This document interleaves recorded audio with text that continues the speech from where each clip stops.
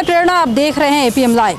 और इस वक्त हम आ गए हैं हड़ताली मोड़, जहां पर हम आपको दिखा रहे हैं कि यहां पर किस तरह से मूर्तिकार जो है मूर्तियों को सजाने का काम कर रहे हैं। जैसा कि आपको पता है कि सरस्वती पूजा आने को ही है और इसको लेकर बाजार में इस बार खासी भीड़ नहीं देखी जा रही है, क्योंकि वरीय अधिकारी और उच्च अधिकारियों की मीटिंग में यह तय किया गया है कि सार्वजनिक स्थलों पर पूजा को ज़्यादा धूमधाम के साथ नहीं मनाया जा सकता। तो इस वक्त हम आ गए हैं मूर्तिकारों के पास।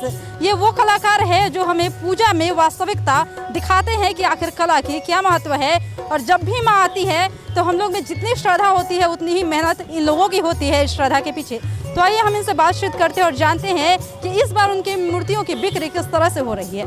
बताइए कि इस बार आप लोगों की मूर्तियों की बिक्री कैसी है? हल्का चल रहा है सर। हल्का चल है। और पिछले साल के मुकाबले ज़्यादा अच्छा है या फिर? पिछले साल ज़्यादा था। पिछले साल ज़्यादा अच्छा था। कम डिबेट चल रहा है। और इस बार तो ये भी ऑर्डर मिला है कि मूर्ति को सार्वजनिक स्थल पर नहीं बैठाएं, तो ज़्यादा खरीदार आ रहे हैं। अभी गागी इतना नहीं आ रहा है, कल परसों से क्या देखते हैं क्या होगा क्या नहीं होगा।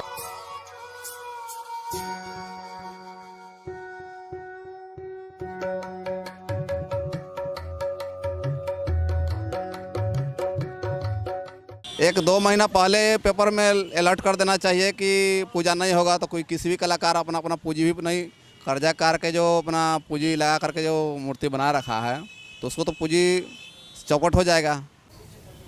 इस बार कोरोना को लेकर मूर्ति बैठाने की अनुमति जो है सार्वजनिक जगहों पर नहीं मिली, तो कितना नुकसान है? नुकसान बहुत है।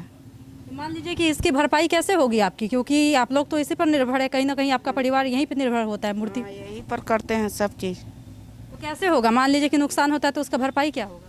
अब कैसे होगा? अब तो ऐसे ही होली है तो अब क्या करेंगे। हम आपको कई सारे मूर्तिकारों के पास लेकर आए जिनसे हमने बातचीत की। हमने इनसे पूछा कि इस बार मूर्तियों की बिक्री कैसी होने वाली है।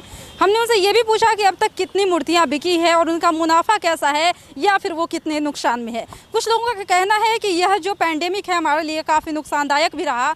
कुछ मूर्तिकारों का तो ये भी कहना था कि अगर सरकार को इस बार यही निर्णय लेना था कि सार्वजनिक जगहों पर मूर्तियां नहीं बैठाई जाएगी तो ये जानकारी हमें पहले क्यों नहीं दी गई। अगर ये जानकारी हमें पहले होती तो हमें मुनाफा अगर कम भी होता तो नुकसान भी ज़्यादा नहीं होती। ऐसे ही हमने आपको कई मूर्तिकारों से बातचीत की और हमने आपको दिखाया कि किस तरह से अभी पटना में मूर्तियों का जो बनने का सिलसिला है जारी है, क्योंकि ये 2 दिन ही तय कर पाएगा कि इन मूर्तिकारों की कितनी मूर्तियाँ बिकनी है और इस बार पूजा का क्या कुछ स्थिति रहता है वो तो आने वाला 2 दिन के बाद ही पता चल पाएगा।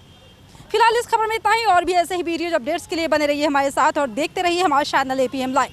हमारे वीडियोस को लाइक कीजिए, सब्सक्राइब कीजिए और कमेंट करना बिल्कुल भी मत भूलिए।